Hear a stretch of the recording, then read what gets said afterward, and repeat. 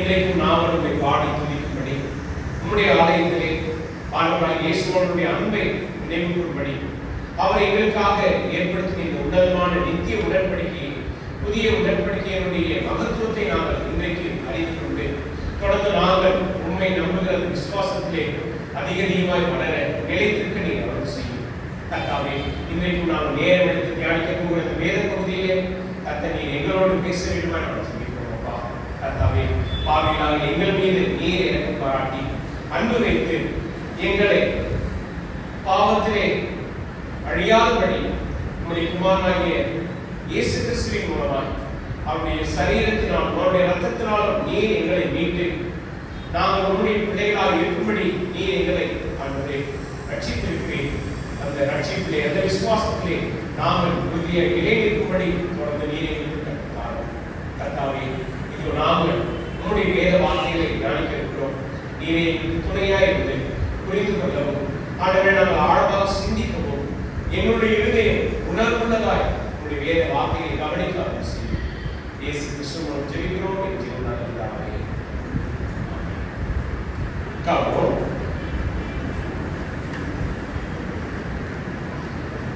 என்னோட கூட லூக்கா 22ஆம் அதிகாரத்திலே நாம் இன்றைக்கும் நேரம் எடுத்து இந்த அதிகாரத்திலே ஒரு வசனத்தை நாம் மையமாக கொண்டு படிக்க போகிறோம். லூக்கா 22ஆம் அதிகாரம். நாம மார்ச் மாதமும் ஏப்ரல் மாதமும் ஒவ்வொரு ஞாயிற்றுக்கிழமை நாம் படிக்கிற அந்த தலைப்பு இப்படிப்பட்ட ஒரு விசுவாசம் என்கிற தலைப்பின் கீழாக விசுவாசத்தை குறித்து, அதுவும் விசுவாசத்தினுடைய மகத்துவத்தையும் அதனுடைய ஆட்டத்தை குறித்து நம்ம நேரம் எடுத்து நம்ம படிக்கிறோம். சோ அந்த அடிப்படையில இன்றைக்கு லூக்கா 22ஆம் அதிகாரத்திலே ஆண்டவராகிய இயேசுவானவர் தம்முடைய சீஷர்களோடு இந்த பஸ்கா பண்டிகையிலே பங்கு பெற்றது மாத்திரமல்ல, இங்கே அவர்களுக்கு ஒரு ஆழமான, என்ன சொல்ல போனா ஒரு உறுதியான உத்தரவாதத்தையும் ஒரு தைரியத்தையும் இங்கே சீஷர்களுக்கு தருகிறார். அது என்ன? இன்றைக்கு இந்த ஒரு பகுதியை, இந்த ஒரு வசனத்தை தான் நம்ம தலைப்பாக தியானிக்க போகிறோம். லூக்கா 22ஆம் அதிகாரம் 32வது வசனம் வாசிக்கிறேன். லூக்கா 22ஆம் அதிகாரம் 32வது வசனம். நானோ உன் விசுவாசம் ஒழிந்து போகாதபடிக்கு உனக்காக வேண்டிக் கொண்டேன். நீ குணப்பட்ட பின்பு உன் சகோதரரை ஸ்திரப்படுத்து என்றார். இந்த வசனத்தின் அடிப்படையில நாம இந்த முதல் பகுதி, நானோ உன் விசுவாசம் ஒழிந்து போகாதபடிக்கு உனக்காக வேண்டிக் கொண்டேன். இன்றைக்கு இந்த வசனத்தை அடிப்படையாக கொண்டு நாம இன்றைக்கு லூக்கா 22ஆம் அதிகாரத்தை நாம் தியானிக்க போகிறோம். லூக்கா 22ஆம் அதிகாரத்தை நாம் படிக்கும் பொழுது ஆரம்பத்தில் நாம் பார்க்கிறோம், பஸ்கா பண்டிகையை கொண்டாடும்படி ஆண்டவராகிய இயேசுவானவரும் அவருடைய 12 சீஷர்களும் நேரம் எடுத்து ஆயத்தப்படுகிறார்கள். அவர்கள் மாத்திரமல்ல, இஸ்ரவேல் ஜனங்கள் எல்லோருமே இந்த பஸ்கா பண்டிகையை கொண்டாடும்படி ஆயத்தப்படுகிறார்கள். இந்த பஸ்கா பண்டிகை குறித்து நாம் சற்று ஆழமாக அறிந்திருப்பது அவசியம். ஜெபக்கூட்டத்துக்கு நீங்க வந்திருப்பீர்கள் என்றால் இந்த பஸ்கா பண்டிகை குறித்து ஆழமான ஒரு சில காரியங்களை நம்ம படிப்போம். இது இஸ்ரவேலர்கள் கைக்கொள்ளுகிற, யூதர்கள் கைக்கொள்ளுகிற அவங்களுடைய மாத கேலண்டர் பாத்தீங்கன்னா நிசான் மாதம் 14ஆம் தேதியிலே கொண்டாடப்படுகிற ஒரு பெரிய மிக முக்கியமான ஒரு பண்டிகை. இந்த பண்டிகையில யூதர்கள் எல்லோருமே எருசலேமிலே கூடி வந்து இந்த பஸ்கா பண்டிகையை கொண்டாடுறார்கள். யூதர்கள் எங்க இருந்தாலும், எந்த இடத்துல இருந்தாலும் இந்த பஸ்கா பண்டிகையை கொண்டாடுவதற்காக எருசலேமுக்கு வருவார்கள். சோ எருசலேம் பாத்தீங்கன்னா இந்த பஸ்கா பண்டிகையில பயங்கரமா கூட்டமா இருக்கும், கூட்ட நெரிசலா இருக்கும். ஏன் அப்படின்னா மக்கள் எல்லோருமே திரண்டு இந்த பஸ்கா பண்டிகை கொண்டாடும்படி கூடி வருவார்கள். ஏன்னா இது ஆண்டவர் கொடுத்த பிரதான கட்டளை. எல்லா யூதர்களும் இஸ்ரவேலர்களும் இந்த பஸ்கா பண்டிகையை கைக்கொள்ள வேண்டும். ஏன் இதை கைக்கொள்ள வேண்டும்? இதனுடைய பின்னணி நாம யாத்திராகமத்தில் படிக்கிறோம். சங்காரத்தின் தூதன் எகிப்துல என்ன பண்ணுவாரு? இந்த 10வது வாரை கடந்து வரும் பொழுது யாருடைய வீட்டினுடைய வாசல்ல இந்த ரத்தம் தெளிக்கப்பட்டிருக்கிறதோ அந்த வீட்டை சங்காரத்துடன் கடந்து போவார். ரத்தம் இல்லாத வாசஸ்தலத்தை வீட்டுல அங்கே அழிவு உண்டு. சோ இதை இஸ்ரவேல் ஜனங்கள் நினைவு கூறும் வண்ணமாக, ஆண்டவருடைய பாதுகாப்பை ரட்சிப்பை நினைவு கூறும் வண்ணமாக இந்த பஸ்கா பண்டிகையை கொண்டாடுகிறது. இந்த பஸ்கா பண்டிகையில ஆண்டவராகிய இயேசுவானவரும் அவருடைய சீஷர்களும் கூடி என்ன பண்றாங்கன்னா இந்த பண்டிகையை கொண்டாடுகிறார்கள். ஓகே, இங்கே நம்ம பார்க்கிறோம் இந்த பஸ்கா பண்டிகையை கொண்டாடுறதுக்கும் இந்த 32வது வசனத்துல ஆண்டவராகிய இயேசுவானவர் சொன்ன வார்த்தைக்கும் என்ன சம்பந்தம் இருக்கு? இங்க ஆண்டவராகிய இயேசுவானவர் யாரை பார்த்து இந்த வார்த்தையை சொல்கிறார்? 32வது வசனத்தை படித்தோம்.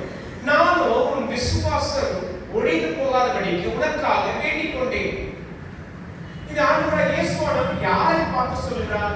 அதுக்கு முந்தின வசனத்தை படிச்சோம் அப்படின்னா நமக்கு ரொம்ப எளிதாக ரொம்ப சுலபமாக புரிந்து கொள்வதற்கு ஏதுவாக இருக்கும். 37வது வசனத்தை வாசிக்கிறோம். பின்னும் கர்த்தர், சீமோனே சீமோனே, இதோ கோதுமையை சுழற்றினால் புடைக்கிறது போல சாத்தான் உங்களை புடைக்கிறதற்கு உத்தரவு கேட்டுக்கொண்டான். சோ இங்க இந்த வார்த்தையிலே ஆண்டவராகிய இயேசுவானவர் யாருக்கு சொல்றார் பாத்தீங்கன்னா சீமோன் பேதுருவிடம் இந்த வார்த்தையை சொல்லுகிறார். சீமோன் பேதுருவிடம் மட்டும்தான் சொல்றாரா அப்படின்னு பாத்தீங்கன்னா கிடையாது. இங்க சீமோனோடு சேர்த்து மற்ற 11 சீஷர்களிடமும் இந்த வார்த்தையை சொல்லுகிறார். இங்க பார்க்கிறோம் 37வது வசனத்துல சாத்தான் உங்களை புடைக்கிறதற்கு உத்தரவு கேட்டுக்கொண்டான். இந்த உங்களை அப்படிங்கிற வார்த்தை சிங்குலர் கிடையாது, அதாவது ஒருமை கிடையாது. பேதுரு மாத்திரம் சொல்லல, அங்க இருக்கக்கூடிய எல்லா சீஷர்களையும் குறித்து ஆண்டவராகிய இயேசு சொல்றார். என்ன சொல்றாரு? இங்கே சாத்தான் உங்களை சோதிப்பதற்காக, உங்களை எப்படியாவது சோதித்து உங்களை வீழ்த்துவதற்காக என்னிடத்தில் உத்தரவு கேட்டுக்கொண்டான். இந்த பகுதியை நம்ம கவனமா படிக்கிறோம் அப்படின்னா முன்னாடி இருக்கக்கூடிய ஒரு சில சம்பவங்களை நிகழ்வுகளை நம்ம கவனமாக படிப்பது அவசியம். இங்கே லூக்கா 22வது அதிகாரத்தில் நம்ம பார்க்கும்போது ஆண்டவராகிய இயேசுவானவரும் அவருடைய 12 சீஷர்களும் பஸ்கா பண்டிகை கொண்டாடும்படி ஆயத்தப்படுகிறார்கள். பாருங்க, இங்கே ஆண்டவராகிய இயேசுவானவர் இந்த வார்த்தையை சொல்கிறார். 15வது வசனம் 14-15. வேலை வந்தபோது அவரும் அவருடனே கூட 12 அப்போஸ்தலரும் வந்திருந்தார்கள். அப்பொழுது அவர் அவர்களை நோக்கி, நான் பாடுபடுவதற்கு முன்னே உங்களுடனே இந்த பஸ்காவை புசிக்க மிகவும் ஆசையாய். ஆண்டவராகிய இயேசுவானவர் ஏன் இந்த வார்த்தைகளை சொல்ல வேண்டும்? இதை நம்ம மிகுந்த ஜாக்கிரதையோடு கவனிக்க வேண்டும். ஆண்டவராகிய இயேசுவானவர் தன்னுடைய 30வது வயதிலே ஊழியத்தை தொடங்கினார். தன்னுடைய சீஷர்களோடு என்ன பண்ணார்னா ஒவ்வொரு பட்டணங்களிலும் சென்று மனத்திரும்புங்கள், பரலோக ராஜ்யம் சமீபமாக இருக்கிறது என்று பிரசங்கித்தார். அதே வேளைகள்ல அவர் தேவனுடைய ராஜ்யத்தை குறித்து படித்துக் கொடுத்தார். அநேகர் வியாதியா இருந்தவர்களை சுஸ்தமாக்கினார். அநேகரை சுகப்படுத்தினார். இது எல்லாம் ஆண்டவராகிய இயேசுவானவர் தன்னுடைய ஊழியத்தின் ஆரம்பத்தில் எல்லாவற்றையும் செய்து கொண்டிருந்தார். இங்கே ஆண்டவராகிய இயேசுவானவர் சொல்கிறார், நான் கை கொள்ளுகிறேன், நான் புசிக்கிறேன், இதுதான் என்னுடைய கடைசி பஸ்கா. இந்த சீஷர்கள் இந்த ஒரு சூழ்நிலையை அவங்களால என்ன பண்ண முடியல, புரிந்து கொள்ள முடியல. ஏன்னா இதுக்கு முன்னாடி 2 பஸ்கா பண்டிகையை அவர்கள் கொண்டாடி இருப்பார்கள். ஓகே, 30வது வயதில் ஆண்டவராகிய இயேசுவானவர் சீஷர்களை அழைத்தார், அவர்களுக்கு அதிகாரம் கொடுத்தார், அவர்களோடு கூட இருந்தார். ஒவ்வொரு பஸ்கா பண்டிகையும் சீஷர்களும் ஆண்டவராகிய இயேசுவானவர் சேர்ந்து இந்த பண்டிகையை கொண்டாடி இருப்பாங்க. ஆனா இந்த ஒரு பண்டிகை, அதுவும் கடைசியாக ஆண்டவராகிய இயேசுவானவர் கொண்டாடுற இந்த பண்டிகை ரொம்ப விசேஷமானது. ஏன்னா இதுக்கப்புறம் சீஷர்களோடு இந்த பஸ்கா பண்டிகையை ஆண்டவராகிய இயேசுவானவர் கொண்டாட போகிறார். அதுலயும் குறிப்பா சொல்கிறார், நான் பாடுபடுவதற்கு முன்னே உங்களுடனே இந்த பஸ்காவை புசிக்க மிகவும் ஆசையாக இருந்தேன். இந்த ஆசையா இருந்த வார்த்தை ரொம்ப அழகான ஒரு வார்த்தை. அதாவது ஆண்டவராகிய இயேசுவானவர் தன்னுடைய மனதை ஆயத்தப்படுத்தினார், தன்னுடைய மனதை எல்லா விதத்திலும் நேராக்கினார். என்ன அப்படின்னா, சீஷர்களோடு சேர்ந்து இணைந்து கடைசியாக ஒரே முறை இந்த பஸ்கா பண்டிகையை கொண்டாடினார். சம்டைம்ஸ் சொல்லுவாங்க பார்த்தீங்களா, சில நண்பர்கள் நம்மளை விட்டு ஊருக்கு போறாங்க, இல்லை நம்முடைய உறவினர்கள் நம்மளை விட்டு ரொம்ப தூரம் போறாங்க, கடைசியா அவங்களோட சேர்த்து நான் என்ன பண்ணணும், ஒரு மீல் சாப்பிடணும், இல்ல டின்னர் சாப்பிடணும். அது உண்மையிலேயே ரொம்ப ப்ரெஷியஸ், உண்மையிலேயே ரொம்ப ரொம்ப அது ஒரு சிக்னிஃபிகண்டான ஒரு மூமெண்ட். இங்கே அப்படிப்பட்ட அந்த அன்பின் உணர்வையும் ஐக்கியத்தையும் ஆண்டவராகிய இயேசுவானவர் தம்முடைய சீஷர்களோடு வெளிப்படுத்துகிறார். என்ன சொல்றாரு, வாங்க நாம இந்த பஸ்கா பண்டிகையை கொண்டாடுவோம். அதுவும் அது மாத்திரம் இல்ல, நான் இனி என்ன பண்றது கிடையாது, தேவனுடைய ராஜ்யம் நிறைவேறும் அளவும் நான் இதை என்ன பண்ண மாட்டேன், புசிக்க மாட்டேன். சோ இங்க ஆண்டவராகிய இயேசுவானவர் எதிர்காலத்தில் வரக்கூடிய உன்னதமான செயல்பாடுகளை குறித்தும் இங்க சீஷர்களுக்கு என்ன பண்றாருன்னா விவரித்து சொல்கிறார். அது நமக்கு தெரியும். ஓகே, அவருடைய சீஷர்களோட அப்பம் புசிக்கிறார், அதே போல திராட்சை ரசம் புசிக்கிறார். இது ஆண்டவராகிய இயேசு கிறிஸ்துவினுடைய மாம்சமாக ரத்தமாக இருக்கிறது என்று, அடையாளமாக இருக்கிறது என்பதை நம்ம பார்க்கிறோம். ஆனா இங்கே நாம் கவனிக்க வேண்டிய ஒரு காரியம் என்ன, இயேசுவானவர் இவைகள் எல்லாவற்றையும் நேர்த்தியாக செய்து முடித்த பிற்பாடு என்ன நடந்தது? இங்கே லூக்கா 22ஆம் அதிகாரத்தில் நம்ம வாசிக்கிறோம். பாருங்க, 21ஆம் வசனம்.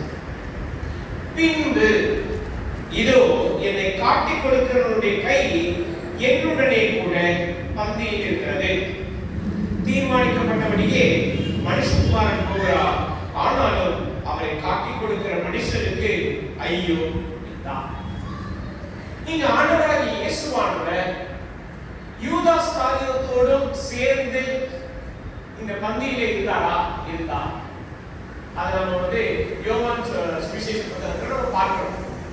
ஆண்டவராகிய இயேசுவானவர் 12 சீடர்களுடைய கால்களையும் கழுவினார், 12 சீடர்களுடைய கால்களையும் துடைத்தார்.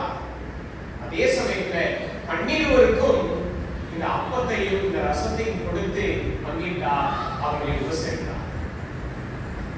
சோ இங்க பார்க்கிறோம், ஆண்டவராகிய இயேசுவானவர் சொல்கிறார், என்னை காட்டிக் கொடுக்கிறவனுடைய கை இங்கே இருக்கிறது, இந்த பந்தியிலே என்னோடு கூட இருக்கிறது.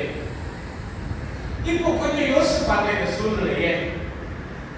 இங்கே ஆண்டவராகிய இயேசுவானவர் எவ்வளவு ஆர்வத்தோடு, ஆசையோடு, அன்போடு, மிகுந்த விருப்பத்தோடு 12 சீஷரோட இந்த பஸ்கா பண்டிகையை கொண்டாடணும் வராரு. அதே சமயத்துல இங்கே 12 ஒருவர் அவரை காட்டிக் கொடுப்பார் என்பதை அவர் நன்றாக அறிந்திருக்கிறார். அறிந்திருந்தும் இங்கே அவருடைய உன்னதமான அன்பையும் உறவையும் வெளிப்படுத்துகிறார். ஆனா என்ன நடக்குது? நீங்க சீஷர்களுடைய நிலையை பாருங்க. நீங்க வாசிக்கிறோம் 23ஆம் வசனம். அப்பொழுது அவர்கள் நம்மை யார் அப்படி செய்வான் என்று தங்களுக்குள்ளே விசாரிக்க தொடங்கினார்கள். இது ரொம்ப கொடுமையான ஒரு விஷயம். நீ காட்டி கொடுக்க போறியா? இல்ல நீ காட்டி கொடுக்குறியா, இல்ல நான் இல்லப்பா. மாறி மாறி இப்படிப்பட்ட ஒரு வார்த்தைகள் காரியங்கள் பரிமாறிக்கொள்ளப்படுகிறது. பாருங்க என்ன நடக்குது. அடுத்த வசனமே பாருங்க 24. அன்றையும் தங்களில் எவன் பெரியவனாய் இருப்பான் என்று அவர்களுக்குள்ளே வாக்குவாதம். பாருங்க ஆண்டவராகிய இயேசு என்ன சொல்றாரு, உங்களில் ஒருவன் என காட்டி கொடுப்பான். இத 12 சீஷர்களும் கேள்விப்பட்டு விசாரிக்கிறாங்க. அதே சமயத்துல அவர்களுக்குள்ள என்ன வாக்குவாதம். என்ன வாக்குவாதம்?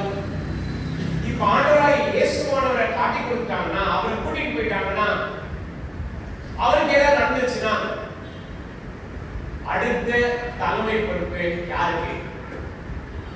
யாரு இந்த கூட்டத்தை நடத்துவா? யார் மற்ற சீசர்களை வழி நடத்துவா? யார் இவங்களுக்கு தலைவனாக இருப்பாங்க? கொஞ்சம் யோசிச்சு பாருங்க. இங்கே ஆண்டவராகிய இயேசுவானவர் மிகுந்த அன்போடு சீசர்களை அழைத்து இந்த பஸ்கா பண்டிகையை கொண்டாடும்படி விரும்புகிறார். இதே சீடர்கள் இங்க ஆண்டவராகிய இயேசுவானவருடைய தலைமை பொறுப்புக்காக, அவருடைய நிலைக்காக போறாங்க. அதுவும் இங்கே வாசிக்கிறோம் இந்த வார்த்தை, அவர்களுக்குள்ளே வாக்குவாதம். ஒருவரும் 12 பேரும் சேர்ந்து ஐக்கியப்படுகிறார்கள். முடிந்த ஒரு சில நிமிடத்திலேயே 12 நபர்களுக்குள்ளே வாக்குவாதம். இந்த ஒரு சூழ்நிலையை நம்ம சிந்தித்து பார்த்தோம் என்றால், இது எங்கேயாவது சந்தோஷத்தையும் இல்ல சமாதானத்தையும் இல்ல நல்ல ஒரு உறவையும் வெளிப்படுத்தக்கூடியதா இருக்குமா? ஆனா இந்த ஆண்டவராகிய இயேசுவானவர் மிகுந்த அன்போடு, மிகுந்த அக்கறையோடு, மிகுந்த வாஞ்சையோடு இவர்களோடு, அதாவது 12 சீஷர்களோடு ஐக்கியப்படும்படி குறிப்பிடுகிறார். ஆனா இந்த சீஷர்களுக்கோ வாசிக்கிற இதையும் ஆண்டவராகிய இயேசுவானவர் பொறுமையா நிதானமா விளக்கப்படுத்துகிறார், கற்றுக் கொடுக்கிறார். அதை நம்ம இங்க பார்க்கிறோம். ஓகே, உங்களில் பெரியவனா இருக்கிறவன் என்ன செய்யணும்? சிறியவனை போல. 26வது வருஷம் பாருங்க, உங்களுக்குள்ளே அப்படி இருக்கக்கூடாது. உங்களில் பெரியவன் சிறியவனை போலவும் தலைவன் பணிவிடைக்காரனை போலவும் இருக்க கடவுள். சோ இந்த ஆண்டவராகிய இயேசுவானவர் அவங்களுடைய இந்த வாக்குவாதத்துக்கும் ரொம்ப பொறுமையா நிதானமா கொஞ்சம் யோசிச்சு பாருங்க. இந்த சூழ்நிலைகள் ஓகே, அடுத்தடுத்து இந்த நிலைகளை நம்ம பார்க்கும் பொழுது ஆண்டவராகிய இயேசுவானவர் என்ன சொல்றாரு? நான் இன்னும் ஒரு சில நிமிடங்கள்ல என்ன பண்ணுவாங்க? பிடித்துக் கொண்டு போவார்கள். நான் பாடுபட போகிறேன். என்னை காட்டிக் கொடுக்கிறவன் என்னோட கூட இருக்கிறான். இந்த சூழ்நிலையெல்லாம் நடக்க போகிறது. இந்த சமயத்துல எல்லா சீஷர்களும் ஒற்றுமையாக இருந்து ஆண்டவராகிய இயேசுவானவரோடு கூட அவருடைய காரியத்தில் அக்கறையா இருக்கணும்.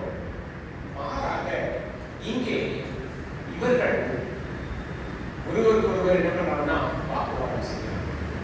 இதையும் ஆண்டவராகிய இயேசுவானவர் பொறுமையாக என்ன பண்றாருன்னா கற்றுக் கொடுக்கிறார், அவருக்கு பேசுகிறார். அடுத்த ஒரு காரியத்தை பார்ப்போம். 31வது வசனம் பாருங்க. பின்னும் கர்த்தர், சீமோனே சீமோனே, இதோ கோதுமையை சுளைக்கினால் புடைக்கிறது போல சாத்தான் உங்களை புடைக்கிறதற்கு உத்தரவு கேட்டுக் கொண்டான். நடந்த இந்த சம்பவம், முன்னாடி நடந்த அந்த சம்பவத்தை நம்ம மறக்கக்கூடாது. 12 சீஷர்களுக்குள்ளே யார் பெரியவன் என்கிற ஒரு வாக்குவாதம் உண்டானது. இதுவே ஒரு செயல். அவர்களுக்குள்ளாக யார் பெரியவன், யார் இந்த தலைமை பொறுப்பை எடுத்து செயல்பட வேண்டும் என்ற அந்த ஒரு ஆசையும் பொறாமையும் இங்கே ஆண்டவராகிய இயேசுவானவர் சீஷர்களுடைய தன்மைகளையும் செயல்பாடுகளையும் ஆழமாக அறிந்திருக்கிறார். இதை சீஷர்களால் புரிந்து கொள்ள முடியல. இப்ப இயேசுவானவர் சொல்லுகிறார் என்ன அப்படின்னா, ஸ்பெசிபிக்கா ஏன் இந்த சீமோன் அட்ரஸ் பண்ணி சொல்லணும் அப்படின்னா, பாருங்க 12 சீஷர்ல ஒருவன் யூதாஸ் காரியோத் ஆண்டவராகிய இயேசுவானவரை காட்டி கொடுக்க போறான். அது நமக்கு தெரியும். அவன்தான் இருக்கிறதுலயே கடைசி சீடன். சரி, கடைசி சீடனை பிசாசானவன் என்ன பண்ணா, அவனுடைய கட்டுப்பாட்டுக்குள்ள வச்சுட்டான். முதல்ல இருக்கிறது யாரு? சீமோன், அதாவது பேதுரு. சீமோன் பேதுருவையும் சாத்தான் தன்வசப்படுத்தினான் என்றால் நிச்சயமா இந்த அப்போஸ்தலர்கள், இந்த சீஷர்கள் கூட்டத்தை ஒண்ணுமில்லாம, அதாவது முற்றிலும் உடைச்சிடலாம், இந்த சீஷர் கூட்டத்தையே அழிச்சிடலாம் என்ற அந்த நோக்கத்தோடு திட்டத்தோடு சீமோனை சோதிக்கிறார். அதுவும் நம்ம பார்க்கிறோம், ஆண்டவராகிய இயேசுவானவர் இதை அறிந்து சீமோன் பேதுருவுக்கும் மற்ற சீஷர்களுக்கும் எச்சரிக்கை வார்த்தையை தருகிறார். என்ன அந்த வார்த்தை? பிசாசானவன், அதாவது சாத்தான் உங்களை புடைப்பதற்கு உத்தரவு கேட்டுக்கொண்டான். ஆங்கிலத்தில் படிக்கும் பொழுது இது ரொம்ப அழகான ஒரு வார்த்தை. என்னன்னா, Satan has asked for you that he may swift you as wheat. அதாவது பிசாசானவன் ஆண்டவராகிய இயேசுவானவரிடத்தில் நேரடியாக வந்து கேட்டான், என்ன, இது போல சீமோன் பேதுருவை நான் சோதிக்க போகிறேன். சீமோன் பேதுருவுக்கு நான் ஒரு சோதனையை கொடுக்க போகிறேன். இந்த வார்த்தை வாசிக்கப்படுது 31. உத்தரவு கேட்டுக்கொண்டான். இது ஆங்கிலத்தில் மூல பாஷையில படிக்கும் பொழுது இதனுடைய தன்மை என்னன்னா, டிமாண்ட், அதாவது வலுக்கட்டாயமாக ஆண்டவராகிய இயேசுவானவரிடத்தில் வற்புறுத்தி கேட்டான்.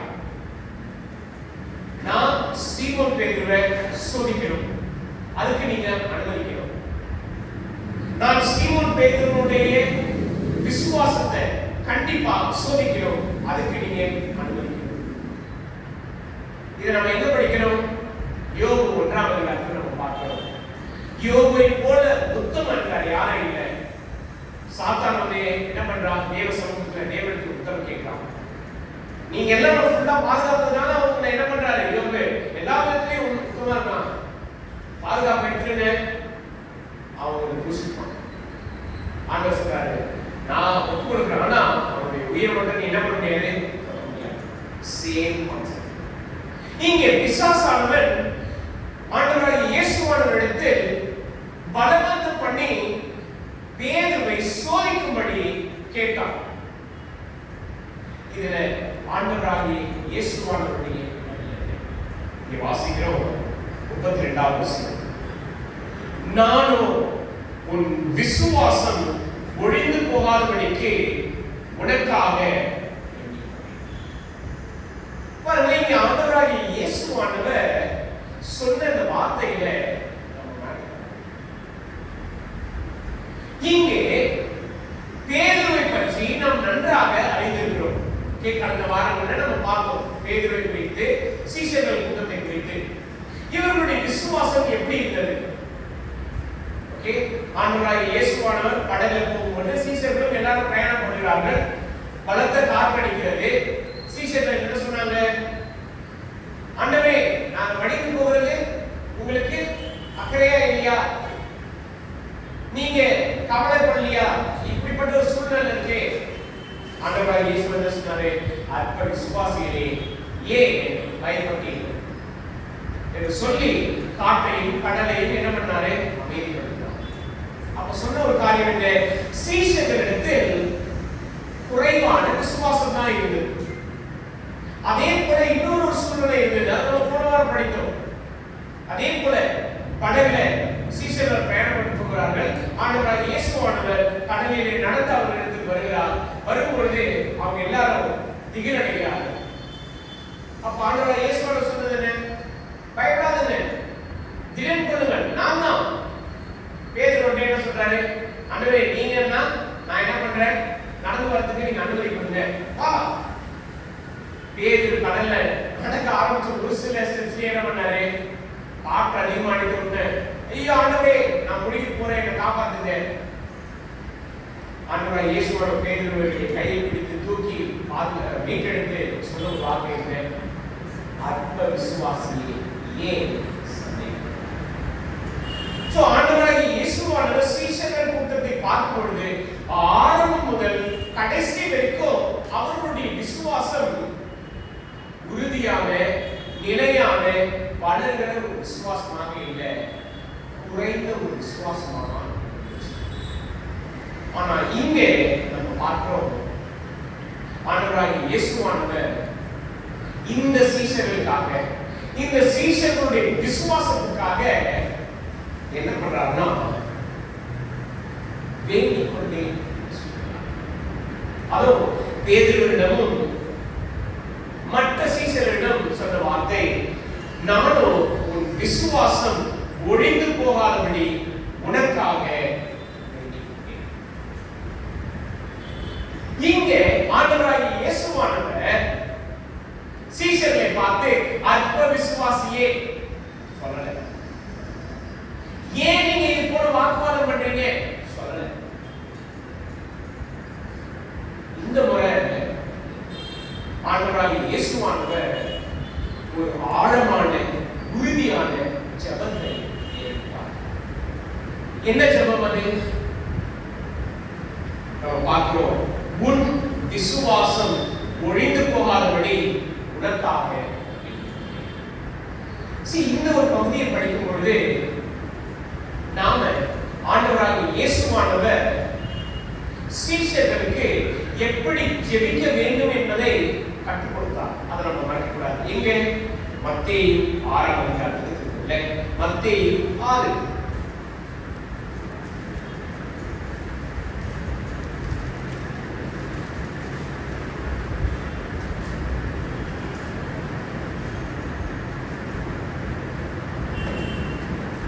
மத்தேயு 6ஆம் அதிகாரம் இங்கே 9ஆம் வசனத்தில் நம்ம வாசிக்கிறோம்.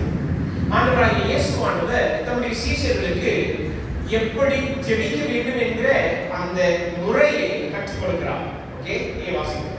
நீங்கள் ஜெபம் பண்ண வேண்டிய விதமாவது 9ஆம் வசனம், பரமண்டலங்களில் இருக்கிற எங்கள் பிதாவே, உம்முடைய நாமம் பரிசுத்தப்படுவதாக, உம்முடைய ராஜ்யம் வருவதாக, உம்முடைய சித்தம் பரமண்டலத்திலே செய்யப்படுவது போல பூமியிலேயும் செய்யப்படுவதாக. எங்களுக்கு வேண்டிய ஆகாரத்தை இன்று எங்களுக்கு தாரும். எங்கள் கடனாளிகளுக்கு நாங்கள் மன்னிக்கிறது போல எங்கள் கடன்களை எங்களுக்கு மன்னியும். 13, எங்களை சோதனைக்குட்பட பண்ணாமல் தீமை நின்று எங்களை. இங்கே ஆண்டவராகிய இயேசுவானவர் சீஷர்களுக்காக ஜெபிக்கிறார் என்றால் இங்கே அவர் ஜெபிக்க கற்றுக் கொடுத்த விதத்தை அவர் செய்தார். பிசாசானவன் சீஷர்கள் கூட்டத்தை எப்படியாவது சோதிக்கும்படி உத்தரவு கேட்டான். இங்க ஆண்டவராகிய இயேசுவானவரால ஒரு உன்னதமான ஒரு செயல் என்ன பண்ணலாம், உன் விசுவாசம் ஒழிந்து போகாதபடிக்கு உனக்காக. எனக்கு அருமையானவர்களே, இந்த ஒரு வார்த்தையை நாம ரொம்ப கவனமாக கூர்ந்து சிந்திக்கணும். இன்றைக்கு நம்முடைய வாழ்க்கையில நாமும் பல சூழ்நிலைகள்ல நம்முடைய விசுவாசத்தில் வளராமல் நம்ம இருப்போம், தடுமாறுவோம், பலவீனப்பட்டிருப்போம், சோர்ந்து போயிருப்போம். இன்னும் சொல்ல போனா சந்தேகத்தோட கூட நாம நம்பிக்கையில இருப்போம். ஒரு சில நேரங்களில் ஆண்டவராகிய இயேசுவானவர் நம்மை சிக்ஷித்திருப்பார். அற்ப விசுவாசியே ஏன் சந்தேகப்பட்டார்? அற்ப விசுவாசியே ஏன் பயப்பட்டார்? உங்களுக்கு விசுவாசம் இல்லையா? இது போன்ற அநேக சூழ்நிலைகள் நாம கடந்து கொண்டிருப்போம். ஆனா அதே வேளைகள்ல நாம் ஒரு விஷயத்தை நாம் சோதிக்கப்படுகிற ஒவ்வொரு சூழ்நிலையிலும் ஆண்டவராகிய இயேசுவானவர் நம்முடைய விசுவாசம் ஒளிந்து போகாதபடி நமக்காக நாம் எபிரேயர் நிருபத்தில் படிக்கிறோம். ஆண்டவராகிய இயேசுவானவர் அவர்தான் பிரதான ஆசாரியனாக இருந்து நமக்காக விண்ணப்பத்தையும் வேண்டுதலையும் பிதாவினிடத்தில் கொண்டு போவார். இன்றைக்கும் நாம் அதிகமாக பயப்படுகிறது, பாரப்படுகிறது என்ன அப்படின்னு பார்த்தீங்கன்னா, நமக்கு வருகிற சோதனைகள்ல ஐயோ என்னுடைய விசுவாசம் பலவீனமா இருக்கு, இந்த ஒரு பிரச்சனை போராட்டத்தில் என்னால என்ன பண்ண முடியல, மேற்கொண்டு என்னால வர முடியல, இதை என்னால ஜெயிக்க முடியல, இதை நான் தோல்வி அடைந்தேன், இதைதான் நம்ம பார்க்கறோம். தவிர இன்னொரு மறுபுறம் ஆண்டவராகிய இயேசுவானவர் நம்முடைய விசுவாசம் ஒழிந்து போகாதபடி நமக்காக இந்த வார்த்தையை நம்ம கவனிக்கணும். ஒழிந்து போகாதபடி, அதன் முற்றிலும் நாம் விசுவாசத்தை எந்த ஒரு சூழ்நிலையிலும் இழந்து போகாதபடி ஆண்டவராகிய இயேசுவானவர் நமக்காக. நம்ம வாழ்க்கையில ஒரு சில சூழ்நிலைகள் கர்த்தராகிய இயேசுவை மறுதலிக்கக்கூடிய நிலைக்கு, வாழ்க்கையினுடைய ஒரு சில சூழ்நிலைகள் நாம் ஆண்டவராகிய இயேசு கிறிஸ்துவின் மீது ஏன் இந்த நம்பிக்கை வச்சிருக்கிறோம், இந்த விசுவாசத்தினால எனக்கு என்ன பலன்,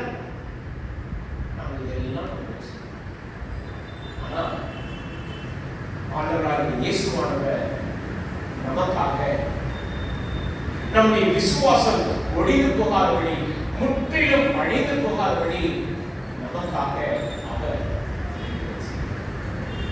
இந்த வேண்டுதல் என்கிற வார்த்தை ரொம்ப அற்புதமானது. முற்றிலும் நம்மை தாழ்த்தி பிதாவினிடத்தில் நமக்காக இந்த ஒரு சகோதரன், இந்த ஒரு சகோதரியுடைய விசுவாசம் ஒழிந்து போகாதபடி நமக்காக ஆண்டவராகிய இயேசுவானவர். எனக்கு அருமையானவர்களே, இங்கே ஆண்டவராகிய இயேசுவானவர் பேதுரு சீமோனிடம் சொல்லும் பொழுது இந்த ஒரு காரியத்தை சீமோன் மாத்திரமல்ல, மற்ற சீஷர்கள் எல்லோரும் பிசாசினால் சோதிக்கப்படும்படி பிசாசானவன் சாத்தான் வந்து ஆண்டவராகிய இயேசுவானவரிடத்தில் இருக்கிறது. sometimes நாம் சொல்றோம் பிசாசானவன் என்று சொல்லிக்கிறோம். பிசாசானவன் என்ன வந்து இப்படிப்பட்ட ஒரு சூழ்நிலையை தள்ளினான். ஒரு காரியத்தை நான் சொல்றேன், ஆண்டவராகிய இயேசுவானவருடைய அனுமதி இல்லாம பிசாசானவன் நம்ம சொல்லிக்கிறோம். அப்படி ஆண்டவராகிய இயேசுவானவர் பிசாசை அனுமதித்தாலும், சாத்தானை அனுமதித்தாலும் நமக்காக அவர் பிதாவினிடத்தில் நமக்காக நம்முடைய விசுவாசம் ஒழிந்து போகாதபடி நமக்காக. ஆனா இன்றைக்கு நாம நம்முடைய வாழ்க்கை சூழ்நிலைகளை பார்க்கும் பொழுது விசுவாசத்தில் சோர்ந்து தளர்ந்து பலவீனம், அநேக வேளைகளில் நான் தனித்து நான் மாத்திரமே இந்த பிரச்சனையை மேற்கொள்கிறேன், கைக்கொள்கிறேன், கையாளுகிறேன், எனக்கு துணையா யாரும் இல்லை அப்படின்னு நம்ம நினைக்கிறோம். நீங்க ஆண்டவராகிய இயேசுவானவர் நமக்காக விண்ணப்பம் செய்கிறார், நமக்காக வேண்டுதல் செய்கிறார். நீ விசுவாசம் ஒழிந்து போகாதபடி நமக்காக விண்ணப்பம் செய்கிறார். வாசிக்கிறீங்க, நீ குணப்பட்ட பின்பு ஒரு சகோதரனை ஸ்திரப்படு. ஆண்டவராகிய இயேசுவானவர் தெரியுமா, பேதுரு இயேசுவை மறுதலிப்பார் என்று கண்டிப்பா தெரியும். அடுத்த வசனத்தை வாசித்து பாருங்க, 33. அதற்கு அவன், ஆண்டவரே, காவலிலும் சாவிலும் உம்மை பின்பற்றி வர ஆயத்தமா இருக்கிறேன். இங்க பேதுருவுடைய ஓவர் கான்ஃபிடன்ஸ் வந்து ரொம்ப ஓவர். இப்போ சொல்றாரு ஆண்டவராகிய இயேசுவானவர், விசுவாசானவன் உன்னை சோதிக்கும்படி என்கிட்ட கேட்டிருக்கான், நான் என்ன பண்றேன், உங்களுக்காக வேண்டுதல் செய்யறேன். ஒரு பெரிய பிரச்சனையை சந்திக்க போற இப்ப பேதுருவுடைய நோக்கமும் கவனமும் எதுல இருக்கணும், இந்த சோதனையிலே எப்படி தன்னுடைய விசுவாசத்தை உறுதிப்படுத்த வேண்டும், நிலைத்திருக்கணும் அப்படின்னு தான் கவனிக்கணும். தவிர இப்ப என்னாச்சு, ஆண்டவராகிய இயேசுவானவர் சொன்ன வார்த்தை கேட்டு உணர்ச்சி வசப்பட்டு என்ன சொல்றாரு? காவலிலும் சாவிலும் நான் உன்னை பின்பற்றி வர ஆயத்தமா இருக்கிறேன். இயேசுவான சொல்ற வார்த்தைகள்ல அவர் அவனை நோக்கி, பேதுருவே, இன்றைக்கும் சேவல் கூவுகிறதற்கு முன்னே நீ என்னை அறிந்திருக்கிறதை 3 தரம் மறுதலிப்பாய் என்று உனக்கு ஆண்டவராகிய இயேசுவானவருக்கு வேறு யாரும் இங்கே பயன்படுத்தப்பட்ட அந்த வார்த்தையை நம்ம கவனிக்கணும். 31வது வசனத்துல பின்னும் கர்த்தர் சீமோனே சீமோனே என்று சொல்றார். 34வது வசனத்துல பேதுருவே சொல்றார். என்ன வித்தியாசம்? என்ன வித்தியாசம் இருக்கு? என்னோட பேர் வந்து சீமோன் பேதுரு. ஆனா முதல் இது மட்டும் ஆண்டவர் வந்து சீமோனே சொல்றாரு. இரண்டாவது இதுல பேதுருவே அப்படின்றாரு. என்ன வித்தியாசம் இருக்கு? வித்தியாசம். 34வது வசனம் வாசிக்கிறோம். பின்னும் கர்த்தர் சீமோனே சீமோனே. இந்த வார்த்தைகளை ஆண்டவராகிய இயேசுவானவர் எப்போ சீமோன் பேதுருவிட்ட பயன்படுத்துகிறார்? யோவான் 1ஆம் அதிகாரத்தில் சீமோன், நீ யாரு? நீ எப்படிப்பட்டவன்? எனக்கு தெரியும். அதாவது அவரை அழைக்கும் போது மிகுந்த அன்போடு, ஒரு பெரிய ஒரு திட்டத்தோடு, பெரிய ஒரு சித்தத்தோடு ஆண்டவர் பேதுருவை அழைத்தார், சீமோனை அழைத்தார். சோ இங்க சீமோனே சீமோனே என்று சொல்லும்போது ஆண்டவராகிய இயேசுவானவர் தன்னுடைய ஆழமான அன்பையும் உறவையும் வெளிப்படுத்தி அழைக்கிறார். அதே சமயத்துல 34வது வசனம் வாசிக்கிறோம். பேதுருவே என்று சொல்லும் பொழுது ஏன் சொன்னோம்? பேதுருனா என்ன அர்த்தம்? பேதுருனா என்ன? பேதுருனா என்ன? அது தெரியும். ஓகே, எடுங்க ப்ளீஸ். யோவான் 1ஆம் அதிகாரத்துல சண்டே ஸ்கூல் பிள்ளைங்க மாதிரி சொல்றாங்க. Very good. ஓகே, யோவான் 1ஆம் அதிகாரம்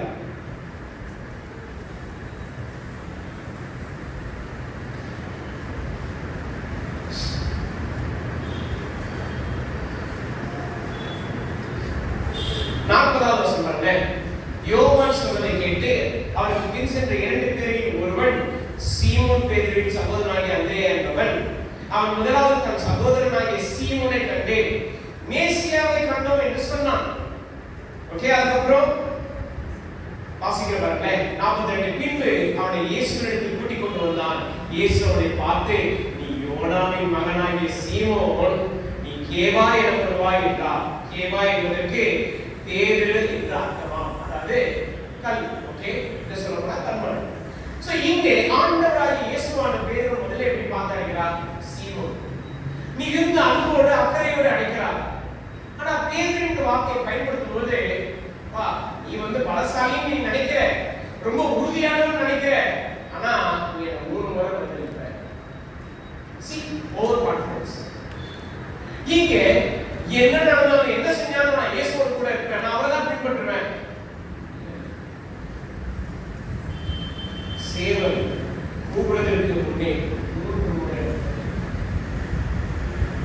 ஆனாலும் நீங்க ஆண்டவராகிய இயேசுவான சொன்னது இதுதான், நீ குணப்பட்ட பின்பு உன் சகோதரரை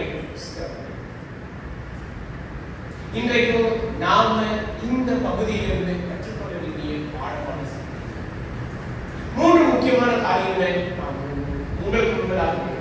ஒன்று, நம்முடைய வாழ்க்கையில் நாம் பலவிதமான பிரச்சனைகள், பலவிதமான போராட்டங்கள், பலவிதமான சூழ்நிலைகள், பாடுகளை கண்டிப்பா நாம் சந்திப்போம். இதுல நம்முடைய விசுவாசம் ஓஹோ அப்படின்னா இருக்காது. நாம் அநேக நேரத்தில் சந்தேகப்படுவோம், நாம பயப்படுவோம், ஆண்டவராகிய இயேசுவானவரிடத்தில் விசுவாசத்தில் குறைவுள்ளவர்களாக இருப்போம், நாம பலவீனப்பட்டு போவோம். அநேக நேரத்துல விசுவாசத்திலேயே நம்ம தடுமாறுவோம். ஆனா ஒரு காரியத்தை நன்றாக நாம் சிந்திக்கணும். என்ன அப்படின்னா, ஆண்டவராகிய இயேசுவானவர் நம்முடைய விசுவாசம் அழிந்து போகாதபடி, முற்றிலும் ஒழிந்து போகாதபடி நமக்காக அவர் வேண்டி செய்கிறார். நீங்க நினைக்கலாம், நீங்க சந்திக்கிற பிரச்சனை உங்க வாழ்க்கையே அழிக்கிறது, உங்களுடைய வாழ்க்கையே நிலை மாற்றுகிறது அப்படின்னா நீங்க நினைக்கலாம். ஆண்டவராகிய இயேசுவானவர் நமக்காக இரண்டாவது மிக முக்கியமான காரியம், இங்கே பேதுரு மற்றும் சீஷர்களும் ஆண்டவராகிய இயேசுவானவரிடத்தில் மிக அன்பாக நெருக்கமாக அவர் பின்பற்றி இருந்தாலும் அவர்களும் தடுமாறினார்கள். இன்றைக்கு நாம் சீஷர்களை காட்டிலும் பெரியவர் கிடையாது, நாம் தடுமாறுகிறோம். இதுல வெட்கப்படுவோ, இதுல வேதனைப்படுவோ, இதுல நாம் சஞ்சலப்படுவோ தேவையில்லை. ஆண்டவராகிய இயேசுவானவர் திரும்பவும் அவரிடத்தில் வருவதற்கான வாய்ப்பை பேதுரு என்ன சொல்றாங்க, நீ குணப்பட்ட பின்பு உன் சகோதரனை நீ என்ன மறுதலிப்பாய், நீ விசுவாசத்துல பலவீனமா இருப்ப, ஆனா நம்பிக்கையின் வார்த்தையே அந்த ஒரு சூழ்நிலையிலும் ஆண்டவராகிய இயேசுவானவர் இன்றைக்கும் நாம் ஒரு வாழ்க்கை சூழ்நிலையில பலவிதமான போராட்டங்கள் நம்ம கடந்து ஆண்டவராகிய இயேசுவானவர் நம்மை பார்த்தும் நீ குணப்பட்ட பின்பு, நாம இந்த ஒரு சோதனையில இந்த ஒரு போராட்டத்துல கடந்து கர்த்தரிடத்தில் திரும்பி நெருக்கமான ஐக்கியத்தில் இணைந்திருப்போம் என்றால் நாம மற்ற சகோதரர்களை எந்த ஒரு சூழ்நிலையிலையும் கர்த்தரிடத்தில் திரும்பி வருவதற்கான வாய்ப்பு. தயவு செய்து நாம அந்த நம்பிக்கையை மட்டும் பேதுரு 3 முறை மறுதலித்தார், இல்லைன்னு சொல்லல. ஆனா அதே சமயத்துல ஆண்டவராகிய இயேசுவானவர் பேதுருவை தேடி அவருக்கு திரும்பவும் அந்த அன்பை காண்பிக்கும் பொழுது ஆண்டவராகிய இயேசுவானவர், நீ என்னை நேசிக்கிறாய், ஆமாண்டவரை நான் உங்களை நேசிக்கிறேன். அந்த அன்போடு இன்றைக்கும் நாமும் கூட ஆண்டவராகிய இயேசுவானவரை விட்டு தூரமா இருப்போம். ஆண்டவராகிய இயேசுவானவரை நம்புகிற விசுவாசத்தின் பலவீனமா இருப்போம்னா திரும்பி வருவதற்கான எல்லா வாய்ப்புகளும் ஆண்டவர் நமக்கு அப்படிப்பட்ட நம்பிக்கையை கொடுக்க நல்லது. மூன்றாவதாக நம்ம பார்க்கிறோம், ஆண்டவராகிய இயேசுவானவருடைய உன்னதமான ஒரு செயல் என்ன அப்படின்னா, நம்முடைய விசுவாசம் ஒழிந்து போகாதபடி பாதுகாக்க. இத்தனை வருடமாக நாம கிறிஸ்துவுக்குள் இருக்கிறோம் என்றால் தயவு செய்து நம்முடைய செயலோ, நம்முடைய ஈடுபாடோ, நம்முடைய பலமோ, நம்முடைய சொந்த முயற்சியோ நடக்காதீங்க. ஆண்டவராகிய இயேசுவானவர் நம்முடைய விசுவாசம் ஒழிந்து போகாதபடி நமக்காக இந்த இடத்துல கர்த்தருடைய உறவுல கர்த்தருடைய நம்புகிற விசுவாசத்தில் நாம் இருக்கிறோம் என்றால் அவர் நமக்காக இந்த விசுவாசத்திலே உறுதியாக இருக்கும்படி இன்றைக்கு நான் நம்மை குறித்து நேர்மை பாராட்ட எந்த ஒரு நிலையும். ஏன்னா ஆண்டவராகிய இயேசுவானவர் நமக்காக உன்னதமான ஒரு செயலை தொடர்ந்து இதை நாம செயல்படுத்த வேண்டியது. விசுவாசத்தோடு எந்த சோதனைகளையும் நாம் சந்திக்க தயாராக மறக்கக்கூடாது. ஆண்டவராகிய இயேசுவானவர் நம்முடைய விசுவாசம் ஒழிந்து போகாதபடி நமக்காக வேண்டுதல் செய்கிறார். நாம் ஒரு புறம் சூழ்நிலையை கடந்து வந்தாலும் he is there to fight for us. இன்றைக்கும் இந்த அன்பின் வியாழன் சிறப்பான நாம ஆண்டவராகிய இயேசுவானவரிடத்தில் அவநம்பிக்கையோடு அவிசுவாசத்தோடு விசுவாசத்தின் பலவீனத்தோடு நாம் இருப்போம் என்றால் திரும்பி வருவதற்கான எல்லா வாய்ப்புகளையும் ஆண்டவராகிய இயேசுவானவர் நம்பிக்கையோடு உணர்வோடு அது மாத்திரமல்ல நம்மை தீர்ப்பிக்கும்படி அவர் அல்லவராய். இன்றைக்கும் நாம அதை சிந்தையில் வைத்து கர்த்தராகிய இயேசுவானவரிடத்தில் அவருடைய உன்னதமான உறவை திரும்ப இணைய அன்பின் யாரை என்று சொல்லும் பொழுது ஆண்டவராகிய இயேசுவானவர் காண்பித்த அன்பு அது அவர் சீஷர்களுடைய கால்களை கழுவிடல் மாத்திரமல்ல, அவர்களோடு சேர்ந்து ஐக்கியப்பட்டது மாத்திரமல்ல, அவர்களுடைய விசுவாசத்துக்காக இதுவும் அன்பினுடைய இன்றைக்கும் அதை நாம் அறிந்து வந்து கர்த்தருடைய மத்தியிலே பங்குகிற நல்ல ஒரு தேர்வு செய்யும்.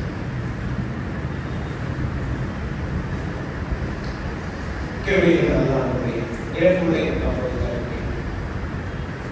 ஆண்டவராகிய இயேசுவானவர் எங்களுக்காக காண்பித்த இந்த உன்னதமான அன்புக்காக கர்த்தாவே, இந்த அன்பை பெற்றுக்கொள்ள நாங்கள் பார்க்கிறவர்கள் அல்ல. குறிப்பாக எங்களுடைய விசுவாசம் எப்படி இருக்கிறது என்பதை நாங்கள் சொல்லித்தர இப்பொழுது அது கல்வியிடப்பட்டதாக இருக்கிறது. அது ஒரு சில நேரத்தில் சோர்ந்து போகிறது. நாங்கள் வளராமல் விசுவாசத்தில் இன்னமும் தங்கியே இருக்கிறோம். அப்படி இருந்தும் எங்களுக்காக ஆண்டவராகிய இயேசுவானவர் எங்களுடைய விசுவாசம் முடிந்து போகாதபடி எங்களுக்காக வேண்டுதல் செய்கிறார். அதை நாங்கள் அறிந்து உற்சாகத்தோடு புதுவெளத்தோடு கிறிஸ்துவனுடைய உறவில் பந்தத்தோடு நாங்கள் விசுவாசம் வளர நிலப்பட இப்பொழுதும் ஆண்டவராகிய இயேசுவானவர் எங்களுக்காக ஏற்படுத்தின அந்த உன்னதமான உடன்படிக்கையை பங்குகள் இருக்கிறோம். கர்த்தாவே, நீரே அந்த ஆயுதம் உதவி செய்யும். இயேசு கிறிஸ்துவின் ஜெபிக்கிறோம்.